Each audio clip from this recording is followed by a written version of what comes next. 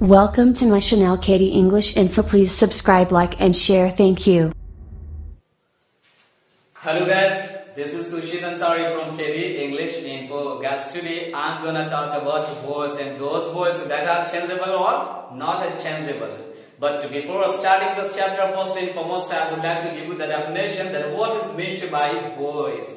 Guys, you know it very well that voice is related to the verb, either subject does something or something happens on subject itself. दोस्तों मैं पहले बता चुका हूँ कि voice का संबंध क्रिया से है, या तो कर्ता कुछ करता है या तो कर्ता के ऊपर ही कुछ घटित होता है, दोस्तों वॉइस कहलाता है।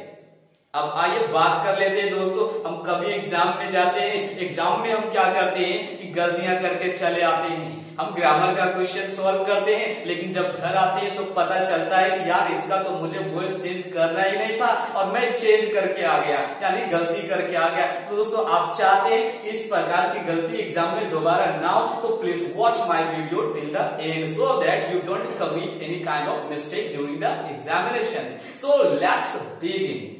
आइए हम बात कर लेते हैं कि किसका पैसिव चेंज होगा, किसका पैसिव चेंज नहीं होगा। आज के बाद आपको दिक्कतें नहीं होगी, बट शर्त ये है कि हमारा इस वीडियो को अंत तक देखिएगा और देखने से पहले एक बार सब्सक्राइब जरूर कर दें। आइए शुरुआत करते हैं। तो आज का हमारा पहला एग्जाम्पल है दोस्तों, अगर किसी सेंटेंस में क्रिया इंट्रांजिटिव हो। दोस्तों आपको पता ही होगा कि इंट्रांजिटिव क्या होता है, मैंने क्या बताया, अगर किसी सेंटेंस में क्रिया इंट्रांजिटिव हो यानी एक्शन के बाद कोई ऑब्जेक्ट ना हो, तो दोस्तों उसका पैसिव हम चेंज नहीं करेंगे।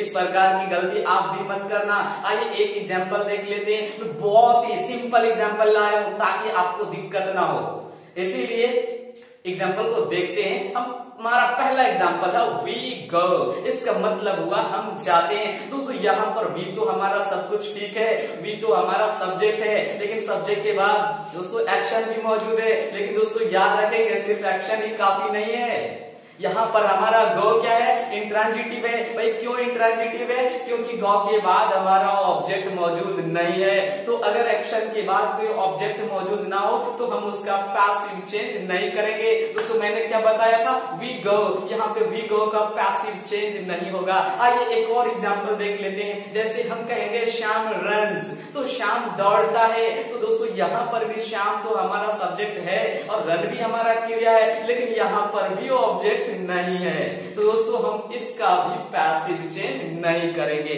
आइए दोस्तों अब हम बात कर लेते हैं थोड़ा सा और आगे बढ़ करके कि कहाँ चेंज करेंगे कहाँ चेंज नहीं करेंगे। दोस्तों आपको ध्यान देना है, दूसरा हमारा पॉइंट है कि अगर किसी वाक्य में अगर रिफ्लेक्सिव प्रोनाउन ऑब्जेक्ट के रूप में हो, यानी सेल्फ, जितने भी सेल्फ आते हैं, my self, them self, our self, अगर ये आते हैं किसी भी वाक्य में, अगर रिफ्लेक्सिव प्रोनाउन एज ऑब्जेक्ट आता हो, रिफ्लेक्सिव मैंने क्या बताया, रिफ्लेक्सिव प्रोनाउन अगर एज ऑब्जेक्ट आता है तो वैसे सेंटेंस को हम पैसिव में चेंज नहीं करेंगे। आइए देख लेते हैं एक एग्जांपल, जैसे हम कहेंगे शी हर्ट्स हरसेल्फ, इसका मतलब हुआ वह खुद अपने आप को आघात पहुंचाती है। अब यहाँ पर कहाँ छुपा है रिफ्लेक्सिव प्रोनाउन, यहाँ पर रिफ्लेक्सिव प्रोनाउन है हरसेल्फ। तो दोस्तों इस प्रकार का सेंटेंस को आप भी वोमिट कीजिए, पैसिव चेंज ना करें वरना आप गलती करके आ जाएंगे। आइए एक और एग्जांपल हम देख लेते हैं, जैसे हम कहेंगे यू बिलाइड योरसेल्फ, इसका मतलब हुआ तुमने खुद अपने आप को झूठा साबित किया। तो क्या आप भी झूठा साबित करते हैं, खुद को कोई झूठा साबित करता है? मैंने क्या बताया कि यू बिलाइड योरसेल्फ, तुमने खुद को अपने आप को झूठा साबित किया। तो यहाँ पर कहाँ छुपा है रिफ्लेक्सिव प्रोनाउन, यहाँ पर छुपा है योरसेल्फ। तो दोस्तों मुझे आशा है समझ में आ गया होगा। अब आइए और आगे बढ़ना चाहिए ना, चलिए आगे बढ़ते हैं और हम बात कर लेते हैं दूसरा एग्जाम्पल की। दोस्तों कभी कभी ऐसा होता है कि किसी वाक्य में क्रिया जो है वो इंट्रांजिटिव होता है, और इंट्रांजिटिव में हम क्या करते हैं, कभी कभी क्या करते हैं, प्रेपोजिशन को लगा करके हम उसे ट्रांजिटिव बना देते हैं। तो आप कहेंगे कि हाँ सर इस प्रकार के सेंटेंस को क्या हम पैसिव में बदल सकते हैं? तो मेरा जवाब होगा यस। अगर कोई क्रिया इंट्रांजिटिव हो कोई क्रिया इंट्रांजिटिव हो, अगर हम उसमें अगर प्रेपोजिशन लगा करके अगर हम उसे ट्रांजिटिव बना दे तो वैसे सेंटेंस का पैसिव चेंज किया जाएगा। आइए एग्जांपल देख लेते हैं। जैसे हम कहेंगे सोनू स्टैंड्स बाय मी, यहाँ पे स्टैंड्स बाय मी मतलब होता है मदद करना, तो सोनू स्टैंड्स बाय मी, तो हम इसको पैसिव चेंज करेंगे। लेकिन ध्यान दें यहाँ पे स्टैंड इंट्रांजिटिव है, लेकिन वहां पे प्रेपोजिशन बाय का इस्तेमाल किया गया है, इसलिए इसका पैसिव चेंज होगा। तो हम वहां पर पैसिव उसको चेंज करेंगे, I am stood by Sonu. तो दोस्तों लगता है आप कंफ्यूज हो जाएंगे, लेकिन नहीं दोस्तों, याद रहे एक तो हमारा बाय जो है एज अ फ्रेज के रूप में लगाया गया, वो प्रेपोजिशन है, और दूसरा पैसिव में तो हम बाय लगाते हैं। अब हो गया कंफर्म। यहाँ पर 2 बार इस्तेमाल करना है आपको बाय, एक बार लगाएंगे तो गलती हो जाएगी। अब आइए हम और आगे बात करते हैं दोस्तों, क्या प्रेजेंट परफेक्ट कॉन्टिन्यूअस का पैसिव चेंज होगा? तो हम कहेंगे बिल्कुल नहीं। अगर आप करते हैं तो गलत कर रहे हैं।